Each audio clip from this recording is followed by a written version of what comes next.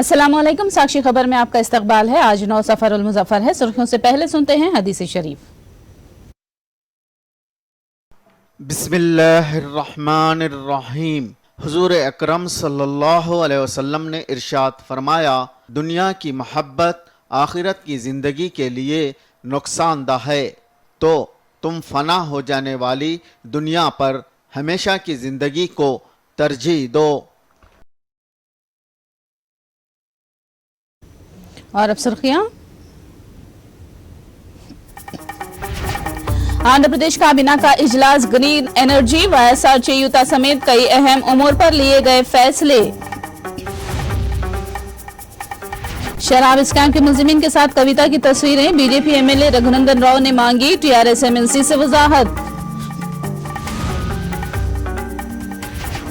Tank बंड में गणेश निमज्जन को लेकर इल्जाम तराशियां, उत्सव कमेटी और टीआरएस कायदीन में इल्जामात का तबादला।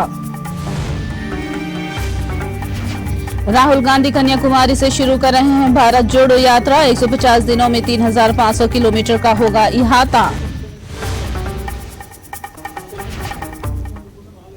और अब तफसील। वजीर आला जगन की सदारत में एपी काबीना का इजलास मुनाकिद हुआ, जिसमें 1,26 करोड़ रुपए की सरमायाकारी को मंजूरी दी गई है। इसके अलावा 21,000 मुलाजिमतें फराहम करने वाले प्रोजेक्ट को भी मंजूरी दे दी गई है। वाईएसआर चेयुता स्कीम को भी मंजूर कर लिया गया है। मौजरों को 4% मुलाजिमतें देने का फैसला किया गया। साथ में भावनापाडु पोर्ट की तोसी को भी काबीना ने मंजूरी दे दी है।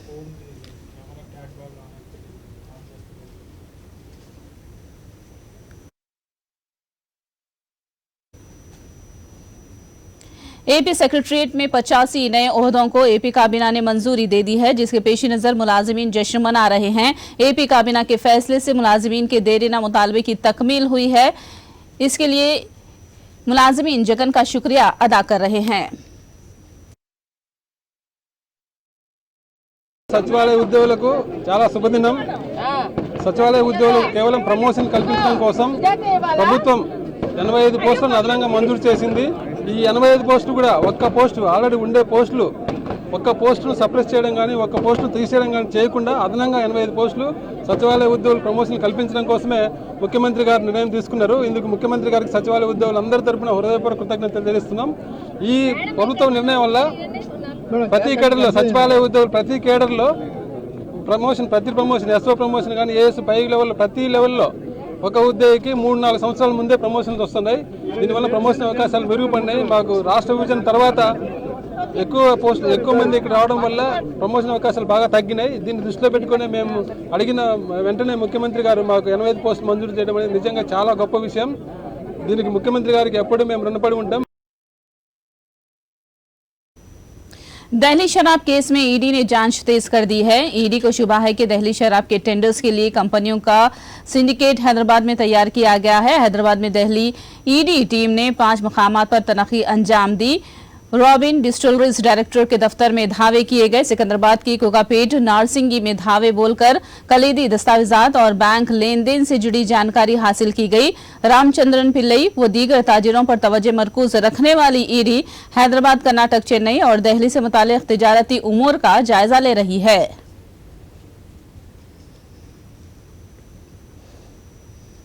बीजेपी एमएलए रघुनंदन राव ने दिल्ली के शराब स्कैम के मुलजिमीन के साथ एमएलसी कविता की तस्वीरों पर उनसे वजाहत मांगी है। बाज़ अखबारात में शाये होने वाली तस्वीरों का बीजेपी ने हवाला दिया। रघुनंदन राव ने कविता के साथ रामचंद्र पिल्लई और अभिषेक राव की तस्वीरों पर टीआरएस लीडर से वजाहत मांगी है। सीबीआई ने शराब स्कैम में धावों के बाद रामचंद्र पिल्लई के खिलाफ केस दर्ज किया है और अभिषेक राव के घर पर भी छापे मारे गए हैं। ఈ ఫోటోలో గౌరవ శ్రీమతి కల్వకుంట్ల కవిత గారు వారి కుటుంబంతో పాటు ఈ ఫోటో మీరు ఇటు సైడ్ చూస్తే ఇటు సైడ్ చివరన ఉన్నది ఎవరో ఈడీ చెప్పింది. ఇవాళ కొన్ని పేపర్లలో వచ్చింది, కొన్ని పేపర్లలో రాలేదు. ఈయన పేరు అభిషేక్ రావు అంట. ఈ ఫోటోలో ఒక ఆయన ఇటు లెఫ్ట్ సైడ్ ఉన్న ఆయనే అభిషేక్ రావు, వైట్ డ్రెస్ లో ఉంది. ఈ రైట్ సైడ్ హాఫ్ షర్ట్ బంగారం కలర్ షర్ట్ వేసుకున్న ఆయననేమో ఇంకొక ఆయన ఎవరో రామచంద్ర పిల్లేనో ఎవరో ఈ మద్యం పాలసీకి మొత్తం సూత్రధారి. వీళ్ళని మేము ఎవరిని కలవలేదు, వీళ్ళెవరో మాకు తెలియదు. బీజేపీ ఎంపీలు అబద్ధం ఆడుతున్నారు, బీజేపీ ఎంపీలు ఏడు పడితే మాట్లాడుతున్నారు అన్నారు కదా చెల్లె. ఇది నా సొంత కవిత్వం కాదు చెల్లె. ఇంగ్లీష్ పేపర్ ఫస్ట్ పేజీలో రాసింది, దీనికన్నా జవాబు చెప్పుండ్రి. ఈ బొమ్మ ఇంగ్లీష్ పేపర్లో ఫస్ట్ పేజీలో వచ్చింది. ఈ బొమ్మలో మీతో పాటు సకుటుంబ సపరివారంగా ఫోటోలు దిగినటువంటి ఈ రామచంద్ర పిల్లేనో, ఆ అభిషేక్ రావో, ఆ సృజన్ రెడ్డియో ఎవరైనా ఉన్నారా? అసలు ఎవరైనా మీరు ఎప్పుడైనా కలిసిరా లేదా? गणेश विसर्जन से मुतालिक तनाजा जारी है। गणेश उत्सव कमेटी के नुमाइंदे अपनी भूख हड़ताल जारी रखे हुए हैं। विसर्जन के लिए हुकूमत की जानिब से इंतजामात करने का मुतालबा किया जा रहा है। हुसैन सागर में विसर्जन के इंतजामात करने तक भूख हड़ताल जारी रखने की धमकी दी है। दूसरी जानिब विसर्जन के लिए तमाम इंतजामात मुकम्मल करने का हुकूमत ने दावा किया है। हुकूमत का कहना है कि हुसैन सागर के अतराफ 7 क्रेन नस्ब किए गए हैं। गणेश उत्सव कमेटी, बजरंग दल और वीएचपी ने आज मौजम जाही मार्केट के पास एहतजाज करते हुए टैंक बंड में गणेश निमज्जन में रुकावटें पैदा करने का हुकूमत पर इल्जाम लगाया।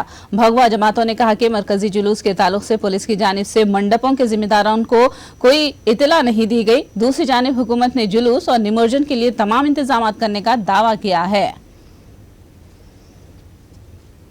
ప్రతి సంవత్సరం లాగా ఈసారి కూడా వినాయక్ సాగర్లో వినాయకులని నిమజ్జన చేసడానికి ప్రభుత్వము ఎప్పుడు కూడా ముందే మేము అన్ని సౌకర్యాలు చేస్తున్నాము. ఇక్కడి రూట్ చెప్పేవాళ్ళు, ఏ బస్సు నుంచి వచ్చే రూట్ ఎట్లా పోవాలో, వీళ్ళు ఎక్కడ నిమజ్జన ట్యాంక్ బోర్డ్ పైన చేయాలా, నిక్రస్ రోడ్ పైన చేయాలా ముందే ప్రకటించేవారు.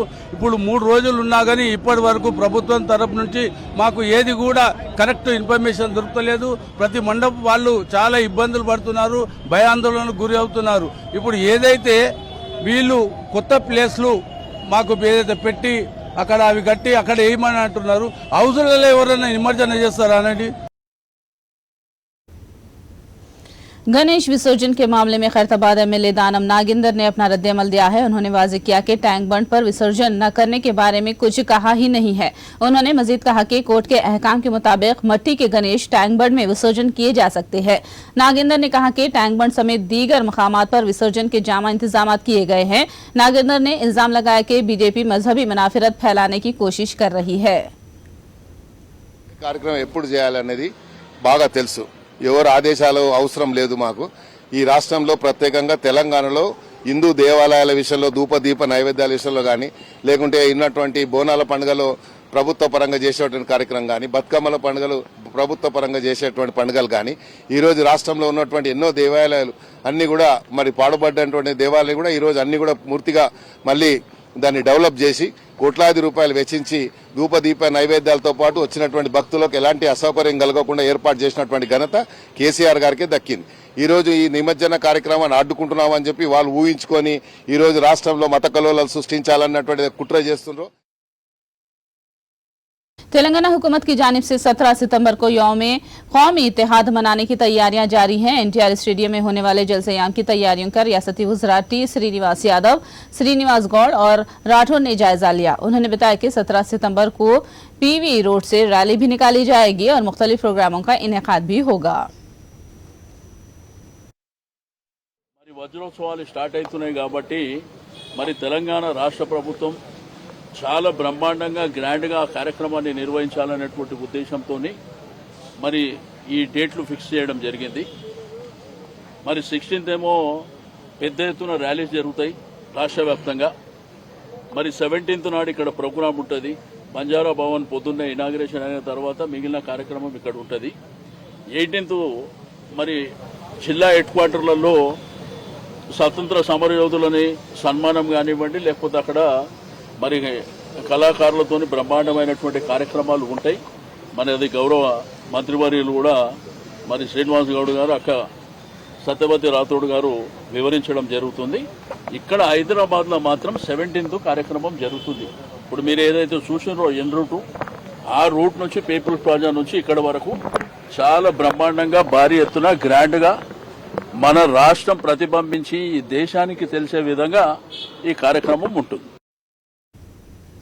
तेलंगाना हज कमेटी की बोर्ड मीटिंग आज हज हाउस में मुनाकिद हुई। चेयरमैन हज कमेटी मोहम्मद सलीम की सदारत में मुनाकिदा इजलास में एमएलए जाफर हुसैन मेराज और एमएलसी फारूक हुसैन के अलावा दीगर अराकीन कमेटी ने शिरकत की। इस मौके पर कामयाब हज कैंप के इनेकाद के लिए ताउन करने वाले तमाम महकमे जात का शुक्रिया अदा किया गया और बहुत जल्द उन्हें ताउन करने वालों को बुलाकर उनको तहनीयत पेश करने का ऐलान किया गया। अल्लाह का शुक्रगुजार हूँ मैं कि हज कैंप पूरे इंडिया में नंबर 1 हमारा है बोल के जो है सेंट्रल हज कमेटी खुद बोली है, और सेंट्रल के जो चेयरमैन आए थे वो भी तारीफ करके गए कि पूरे इंडिया में फिरा मैं यहाँ के ऐसा हज कैंप कहीं भी नहीं देखा, या बहुत सिस्टमेटिक हुआ। वो बल्कि वो भी तारीफ करे, मीडिया के सामने बोले, स्पीच में बोले। और बोलना तो छोड़ दीजिए, हमको किसी की बोलने से नहीं, मगर अल्लाह का एहसान है कि गवर्नमेंट का भी पूरा ताउन रहा हमारा। केसीआर साहब के ताउन से जो है पूरा बजट भी आया, टाइम पे बजट आया, टाइम पे जो है उसको यूज़ करे बजट को, और पूरे हमारे मेंबर्स पूरा रात दिन यहाँ पर रह के जो ना मेंबर्स भी पूरे काम करें। समझ सकते हैं कि सेंट्रल एक्साइज का जो कस्टम्स का डिपार्टमेंट होता है, फिर उसके साथ साथ एयरपोर्ट अथॉरिटी GMR वालों की भी काफ़ी अच्छी सहूलत थी। वहाँ पे हमारे को जो भी दिया गया था, और इसके लिए तमाम हज कमेटी के जितना स्टाफ है जो यहाँ पर मौजूद है, वो स्टाफ का भी बहुत बड़ा ताउन रहा। मैं सबका तहे दिल से शुक्रिया अदा करता हूँ और उम्मीद करता हूँ कि इंशाअल्लाह ताला आने वाले साल जो 2023 का हज रहेगा, इंशाअल्लाह अज़ीम वो हज के इंतज़ाम इससे बेहतर रहेंगे। बहुत बहुत शुक्रिया। प्रोजेक्टों पर तेलुगुदेशम गुमराहकुन प्रोपेगेंडा कर रही है। रियासती वजीर आपाशी अंबाटी रामबाबू ने ये बात कही। उन्होंने कहा कि जो काम किए ही नहीं गए उन्हें करने का इल्जाम लगाया जा रहा है। अंबाटी ने कहा कि बाबू ने 14 साल हुकूमत की, मगर एक भी प्रोजेक्ट की तामीर का काम मुकम्मल नहीं किया गया। చంద్రబాబు నాయుడు గారికి రెక్కలు లేని ఒక హక్కు పక్షి. ఎందుకంటే ఎవరో ఒక రెక్కలు కావాలి ఎగరాలంటే.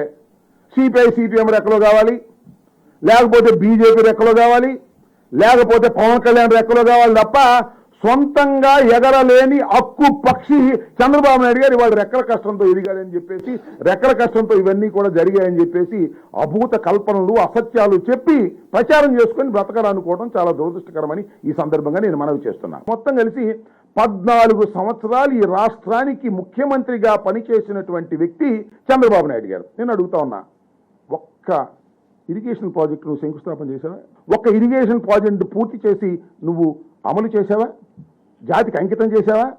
అసలు నువ్వు అధికారంలో ఉన్నప్పుడు రైతులకు నీరివ్వాలనేటువంటి ఆలోచన ఎప్పుడైనా ఏ సందర్భంలో అయినా చేసావా అని నేను అడుగుతా ఉన్నా. ఇవాళ జరుగుతున్నటువంటి ప్రాజెక్టులన్నీ కూడా డాక్టర్ వైఎస్ రాజశేఖర రెడ్డి గారు ప్రారంభించినటువంటి ప్రాజెక్టులు, ఇంక్లూడింగ్ పోలవరం, కేంద్ర ప్రభుత్వం దగ్గరికి వెళ్ళి మాట్లాడి మాకు ఇక్కడ వసతులు ఉన్నాయని చెప్పి మనం ఫార్మా పార్కును తీసుకురావడానికి ప్రయత్నం చేస్తే అన్ని రాష్ట్రాలు ప్రయత్నం చేసుకున్నాయి. కానీ ఆంధ్ర రాష్ట్రం, గుజరాత్కి, కొన్ని రాష్ట్రాలకు మాత్రం హిమాచల్ ప్రదేశ్కి కేంద్ర ప్రభుత్వం సూటబుల్గా ఉందని భావించి ఇస్తే అది మంచి పని. సుమారుగా 15,000 కోట్ల రూపాయలు ఇక్కడ పెట్టుబడులు వస్తాయి, దాంతోపాటు ఉపాధి కల్పన జరుగుతుందని భావిస్తే అవి రావడానికి వీల్లేదు అనేటువంటి మాట ఏం పోయేకాలం వచ్చిందని నాకు అర్థం కాదు. నీ రాజకీయ ప్రత్యర్థి ఇంట్లో దూరాడని ఇల్లు మొత్తాన్ని తగలేయాలనేటువంటి ఆలోచన చేస్తున్నటువంటి దౌర్భాగ్యమైనటువంటి రాజకీయ పక్షం తెలుగుదేశం. ఇది దురదృష్టకరమని మనం చేస్తున్నాం. कांग्रेस लीडर राहुल गांधी ने आज कन्याकुमारी से भारत जोड़ो यात्रा का आगाज किया। भारत जोड़ो यात्रा 3,500 किलोमीटर का अहाता 150 दिनों में मुकम्मल करेगी। यात्रा शुरू करने से पहले राहुल गांधी ने तमिलनाडु के श्री पेरम्बदूर में अपने वालिद राजीव गांधी की यादगार पर फूल चढ़ाए। इस मौके पर राहुल गांधी ने कहा कि वो नफरत और तकसीम की सियासत की वजह से अपने वालिद को खोए हैं। It is the Gandhi family which has sacrificed power, and now we want to see that all the entire country who have been suffocating will be united and they will work together. We all are there with his leadership. We want to strengthen his hand. He wants the entire country to be united, so he wants to have a walk with the common man. He wanted to be with the common man, help the common man. He has a new vision to see that India is being united and it will be a peace-loving country. Now you see that. How Booth is going to give for the long-time cadres? Cadres means what more you want? It is a leader who is walking across the streets of this country, meeting all sections of people. He will meet the farmers, he will meet the women, he will meet the traders, he will meet the laborers, he will meet all sections of the society and keep this country united. CBI की team ने मगरबी बंगाल के वजीर कानून मौलवी घातक के 3 मकामात पर छापे मारे हैं। कोयला स्मगलिंग केस में सीबीआई ने इस्नोल और कोलकाता में घातक के मकानात पर धावे किए हैं। इस सिलसिले में 7 मकानात पर धावे किए गए हैं।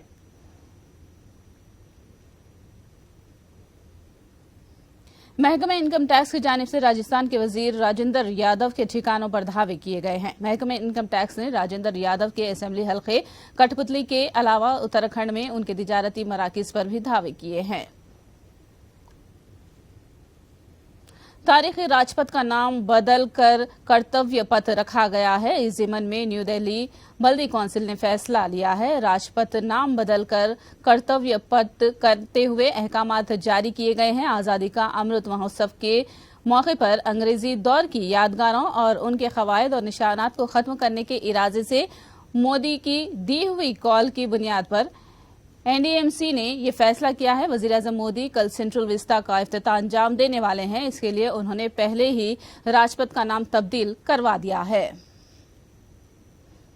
बिहार के नायब वजीर आला तेजस्वी यादव ने पटना मेडिकल कॉलेज और अस्पताल का अचानक मुआयना किया। उनके अचानक मुआयने से इस अस्पताल के डॉक्टरों और ओहदेदारों की लापरवाही का इल्म हुआ है। अस्पताल में सफाई के नाक़िस इंतजाम की भी तेजस्वी यादव ने ट्वीट लेते हुए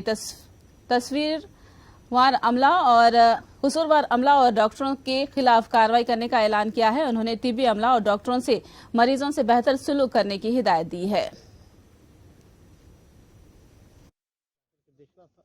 कि भी क्या दिक्कत है, सूचना के आधार पर प्रैक्टिकली जाके देखे। चाहे दवा की बात हो, डॉक्टर सीनियर डॉक्टर कोई नहीं था, दवा की व्यवस्था नहीं थी, साफ सफाई नहीं था, पेशेंट जो है वो उनको सुविधा नहीं मिल रही थी, तो हर चीज़ में जो है लापरवाही देखी गई। तो इसको हमने बोला, सुपरिटेंडेंट को भी बुलाया, जिम्मेवारी बनती है आपकी, कार्रवाई होगी। जो कोई रोस्टर नहीं था, कोई अटेंडेंस नहीं था, झूठ बोल रहे थे लोग, साफ झूठ जो है पकड़ा गया।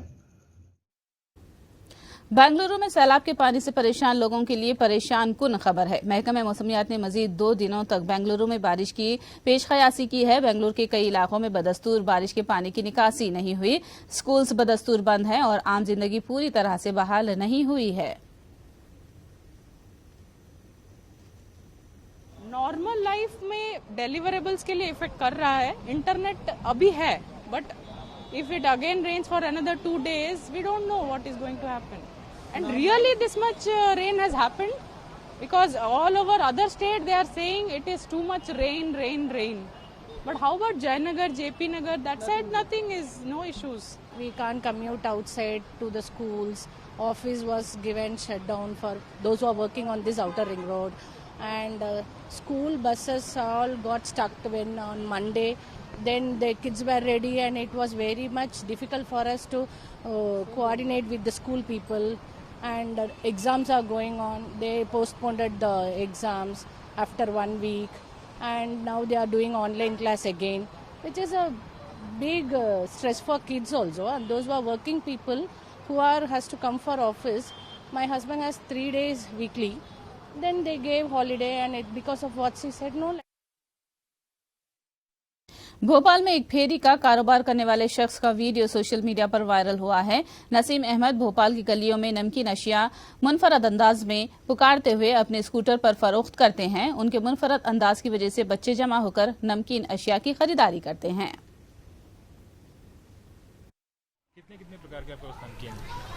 साहब मेरे पास 28 तरीके के नमकीन है, जैसे कि लौंग के खारे, लहसुन के खारे, मोटे खारे, फीके खारे, टमाटर के खारे, पुदीने के खारे, सादे खारे, जीरो खारे, धनिया मिक्सचर, मक्का mixture, poha mixture, Madrasi mixture, खट्टे मीठे दाल चूड़े, बारीक मोटी दाल, मूड टेस्टी दाने, हरी दाल, लाल दाल, मूंग दाल, चटपटी बूंदी सादी, गांठी सादी, पपड़ी।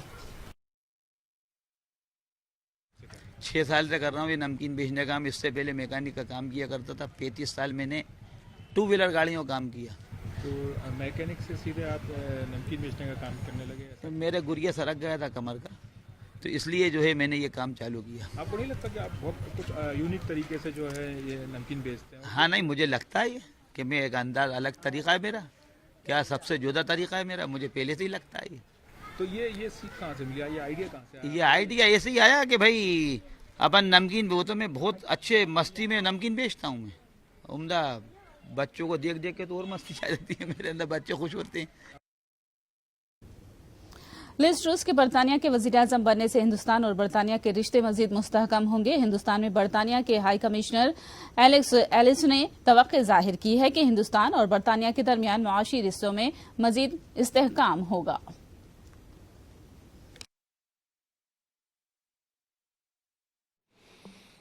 I share the confidence expressed by Prime Minister Modi in his welcoming tweet to Liz Truss as becoming leader of the Conservative Party, that she will further strengthen the UK-India Comprehensive Strategic Partnership.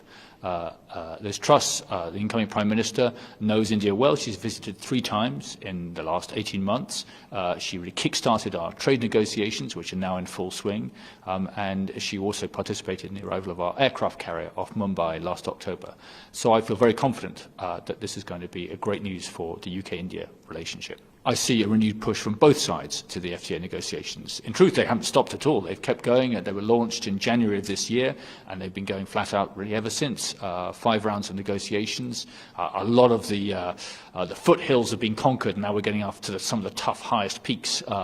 But I think where there is a will, there is a way, and the opportunities which the FTA presents to both countries in terms of economic growth, in terms of jobs, make it worthwhile going for an ambitious agreement.